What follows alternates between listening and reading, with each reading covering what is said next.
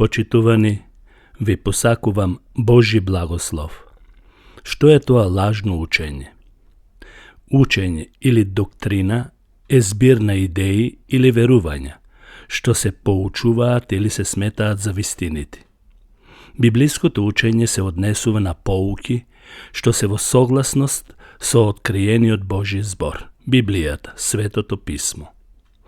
Лажно учење е секоја идеја што додава или одзема, противречи или ја поништува доктрината, учењето, дадено во Божиот збор. Например, секое учење за Исус што го негира неговото девствено раѓање е лажно учење, бидејќи јасно му противречи на писмото, на Библијата, согласно она што е запишено во Матеј, 1 глава, 18 стих. Уште во првиот век по Христос, лажното учење веќе почнало да навлегува во црквата, во Христовиот народ. И многу од посланијата во Новиот Завет биле напишани токму за да се соочат со тие заблуди. Например, во Галатјаните 1 глава, првите неколку стихови, Колосјаните 2 глава, Тит 1 глава и така натаму. Апостол Павле го опоменуваше својот ученик Тимотеј, кој му беше близок, да се чува од оние што ширеле ереси или кривоверства и го збунувале стадото. Тој му вели, ако некој проповеда по инаква наука или учење и не се согласува со здравите зборови на нашиот Господ Исус Христос и со учењето што е според побожноста, тој е горделив и ништо не знае или не разбира. Ова е запишено во прво Тимотеј 6 глава 3 и 4 стих. Почитувани, како ученици на Христос, немаме изговор да останеме неуки во теологијата, бидејќи го имаме целиот Божи совет, целата Библија. Кога се трудиме да се покажеме одобрени пред Бог, помала е веројатноста да бидеме измамени од сладкоречиви луѓе и лажни пророци, кои што ги има многу во денешно време. Кога го познаваме Божиот збор, ние веќе не сме деца, носени од секој ветер на учења, од човечка измама и лукавство, со измамнички замисли. Тоа го пишува Павле во Ефесјаните 4 глава. Важно е да се направи разлика меѓу лажно учење и деноминацијски несогласувања. Различни црковни заедници различно ги разбираат некои прашања во писмото. Тие разлики не секогаш значат дека некој проповеда лажно учење. Црковната организација, управувањето, стилот на богослужба и слично се прашања отворени за разговор, бидејќи не се директно регулирани во писмото. Дури прашања што се спомнати во Библијата често се толкуваат различно од искрени Христови ученици. Разликите во толкувањето или практиката не мора да значат лажно учење и не треба да го разделуваат Христовото тело. Тоа го вели Павле во 1 Коринтјаните 1 глава 10 стих. Но, лажно учење е она што се спротивставува на некоја основна вистина или на она што е неопходно за спасение.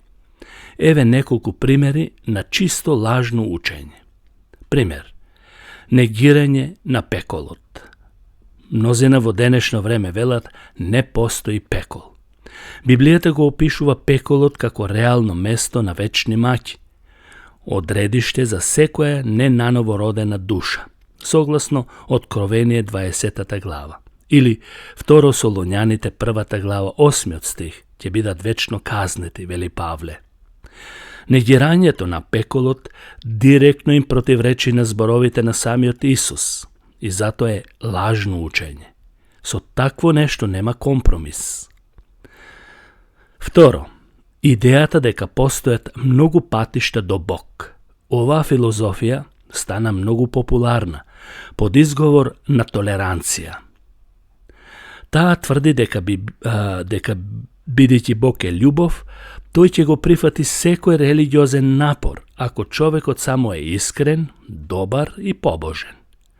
Овој така наречен релативизам е спротивен на целата Библија и ја укинува потребата Божиот син да стане човек и да биде распнат за нас.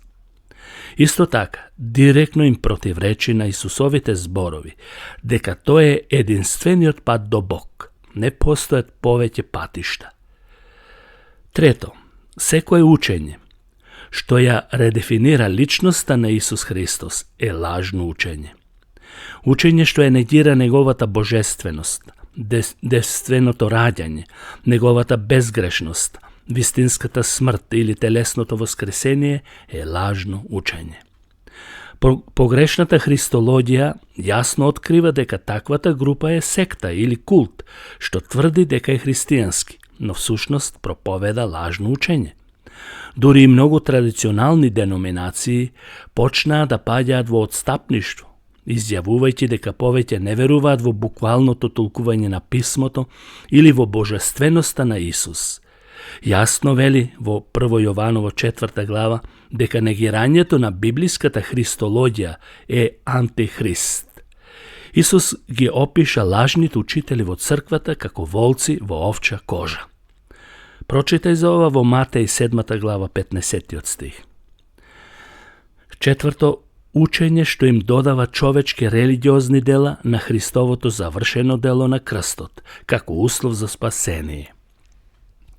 Ова учење често зборува за спасение само преку вера, по вера, но инсистира дека некој религиозен обред, како водено крштавање, например, е неопходно за спасение или нешто друго, сабота или слично.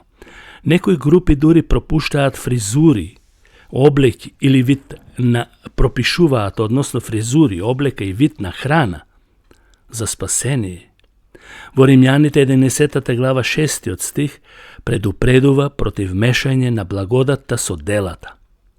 А во Ефесјаните 2 глава учи Павле дека сме спасени по Божјата благодат, преку вера и дека ништо што правиме не може да додаде или одземе нешто од тоа.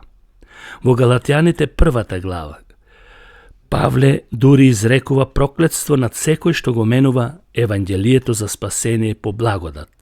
Тоа не значи дека Павле проколнува, туку тие се проколнуваат себе си со лажното учење.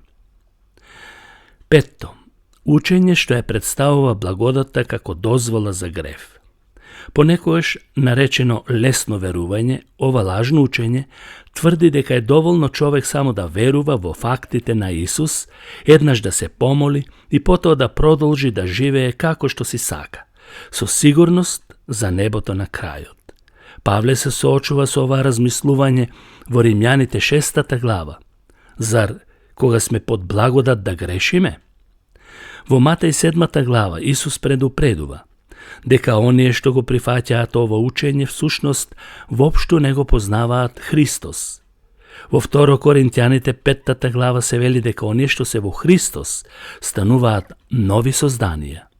Таа преобразба, како одговор на верата во Христос, ги менува надворешните постапки и човек не продолжува да греши. Да го познаваш и да го љубиш Христос значи да му бидеш послушен. Ѓаволот го извртува и изопачува Божиот збор, и тоа од секогаш. Уште во Едемската градина тоа може да се забележи.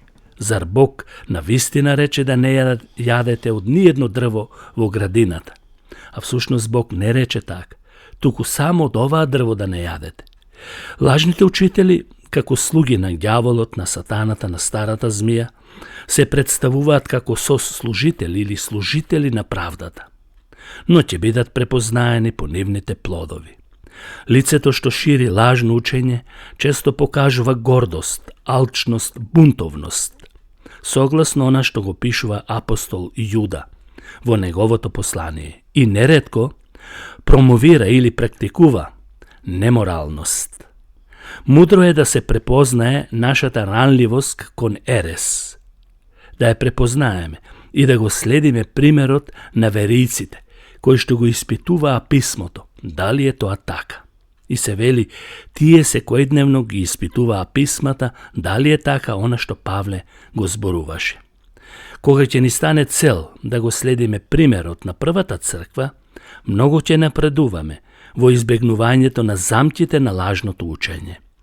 И се вели во Дела апостолски, 2 глава, 42 стих, и тие беа постојани во учењето на апостолите, во заедништвото, во кршењето на лебот и во молитвите.